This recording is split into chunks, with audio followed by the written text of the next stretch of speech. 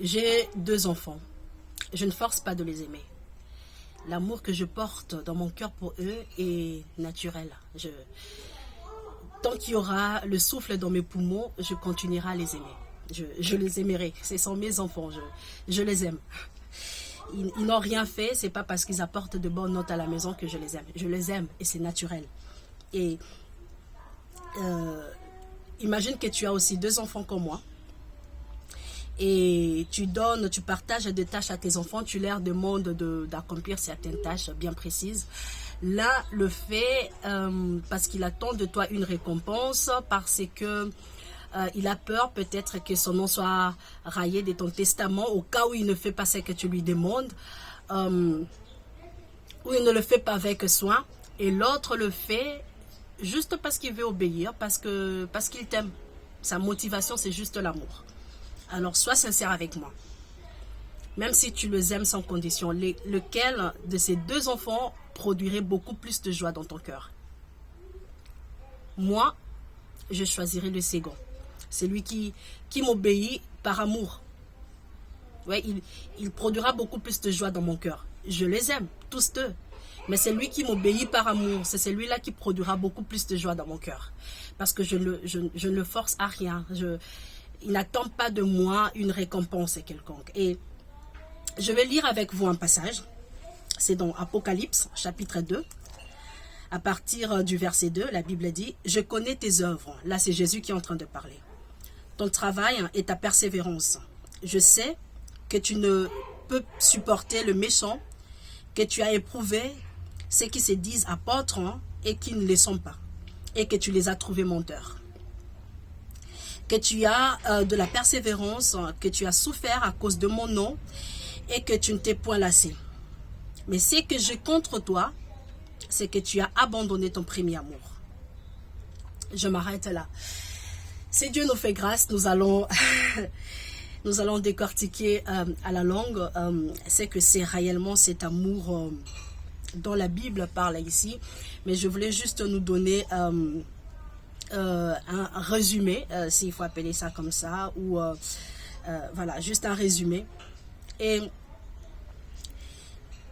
en écoutant l'exemple que je viens de donner dans mon introduction, l'amour de Dieu pour nous est inconditionnel. Ce n'est pas parce que nous faisons des œuvres, ce n'est pas parce que nous allons à l'église, ce n'est pas parce que nous donnons la dîme, les offrandes, ce n'est même pas parce que je partage sa parole avec vous qu'il m'aime. En fait, l'amour de Dieu pour nous, pour ses enfants, est inconditionnel. Il nous aime, que nous tombions, que nous nous relevons, que nous mangions, que nous buvions, il nous aime.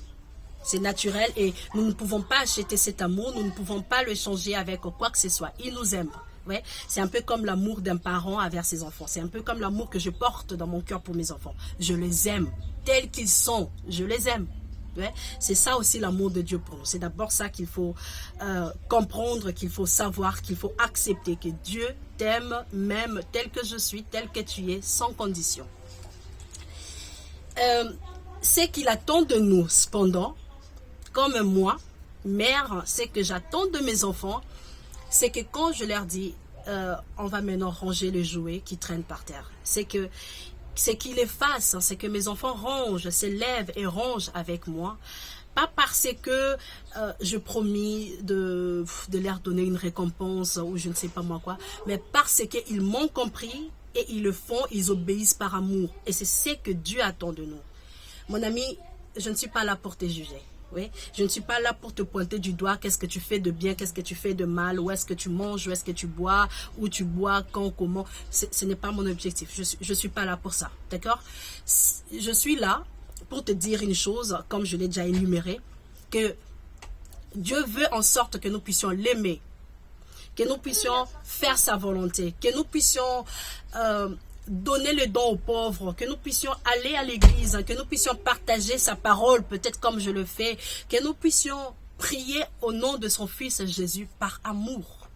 Pas pour être vu, pas parce qu'on attend une récompense, pas parce qu'on a peur d'aller en enfer, pas parce qu'on a peur que notre nom soit enlevé dans le livre de vie. Non, non, non, non, c'est pas ça. Il veut que nous puissions le faire juste par amour. D'accord? Et une seule façon, en fait, il y en a plein, et je ne vais pas entrer dans les détails aujourd'hui, mais une manière, une possibilité de prouver, si je peux dire ainsi, de prouver son amour envers Dieu, c'est en faisant ceci. Je vais lire avec vous parce que ça ne vient pas de moi, c'est que j'ai dit. Alors c'est dans les Écritures, je vais juste partager avec vous ce qui est écrit ici. C'est dans Romains, chapitre 6.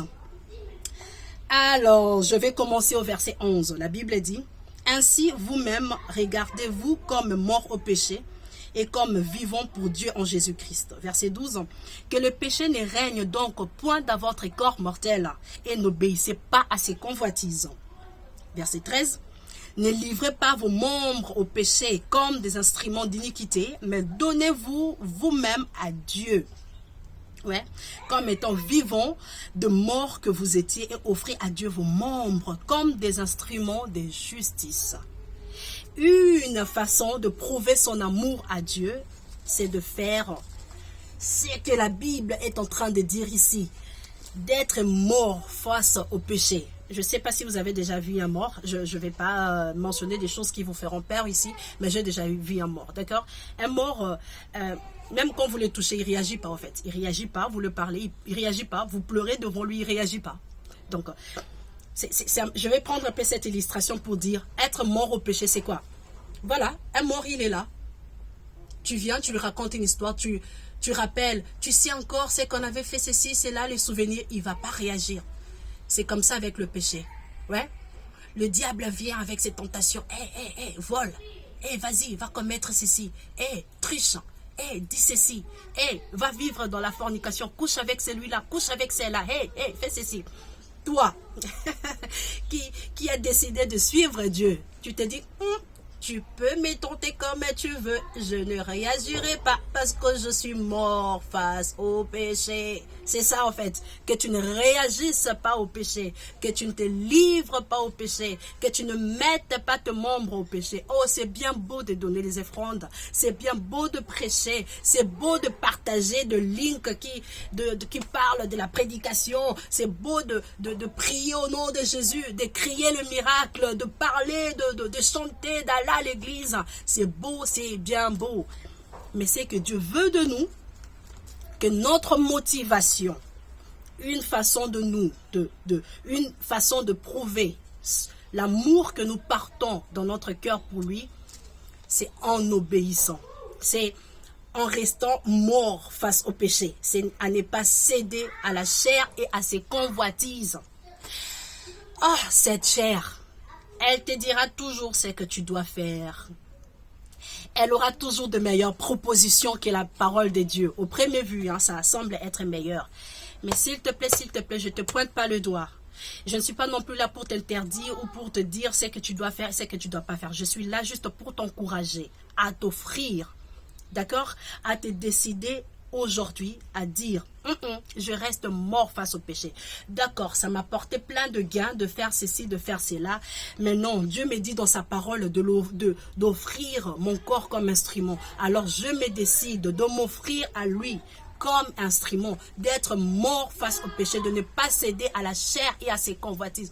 S'il te plaît, prends cette décision aujourd'hui. Ne sois pas au milieu, d'accord? Aujourd'hui, tu vas à l'église et quand tu retournes à l'église, c'est toi qui insultes, c'est toi qui voles, c'est toi qui vis dans la fornication. Non. Décide-toi, s'il te plaît. Décide-toi, s'il te plaît, à t'offrir à Dieu complètement. Offrir ton corps, c'est-à-dire même tes organes génitaux là, ouais, de les offrir à Dieu. Parce que ça fait partie de ton corps, n'est-ce pas? Ta bouche, offre-les à Dieu. Tes oreilles, tes yeux, c'est que tu laisses tes yeux regarder avec ton téléphone, 24 heures sur 24 devant les téléphones. Offre ça à Dieu. Offre-toi totalement. Que la motivation, pourquoi tu vas à l'église, pourquoi tu donnes l'offrande, pourquoi tu fais ceci, pourquoi tu partages les prédications, que ça ne soit pas parce que tu attends de Dieu une récompense ou parce que tu as peur d'aller en enfer ou parce que je ne sais pas moi quoi, mais ça soit par amour. Oui. Et une façon de prouver l'amour, comme je l'ai déjà dit, ça s'exprime quand nous nous abandonnons à Dieu.